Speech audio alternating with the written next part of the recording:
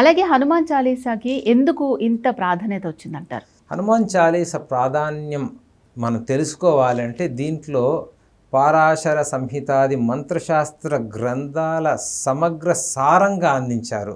మనకు విశేషంగా సంహితా గ్రంథాల్లోని మంత్రశాస్త్ర గ్రంథాలు ఉన్నాయి. ఆ మంత్రశాస్త్ర గ్రంథాలన్నీ కూడా చిన్నప్పటి నుంచి అధ్యయనం చేశారు కాబట్టి తులసీదాసుల వారు మనకు అందించినప్పుడు అందులో బాగా నిక్షిప్తంగా మనకు అందించారు.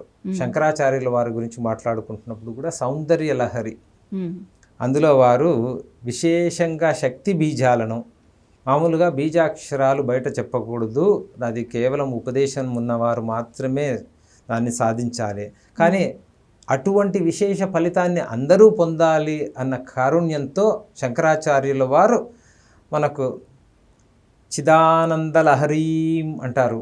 ఆ పదంలో ఆ శక్తి బీజాలన్నీ కూడా మనకు అందించారు. అలా విశేషంగా ఆ మంత్రశాస్త్ర రహస్యాలు మనం తెలుసుకోవాలంటే చాలా దాని మీద భాష్య గ్రంథాలు ఉన్నాయి. అది చదివినప్పుడు మాత్రమే దీనికి ఎట్లా మంత్రత్వం మహిమత్వం వచ్చింది అని తెలుసుకోగలము. సో కాబట్టి ఇందులో ఇంత మహిమ వారు నిక్షిప్తం చేసి మనకు ఒక క్యాప్సూల్గా అందించారు. దాంట్లో ఇంగ్రీడియంట్స్ కంపోజిషన్ తెలియకపోయినా కూడా ఇది మంచి చేస్తుంది అని మొదలుపెట్టి దాన్ని కూడా అధ్యయనం చేస్తే మనకి ఇంకా విశేషంగా దాని మీద నమ్మకం కలుగుతుంది.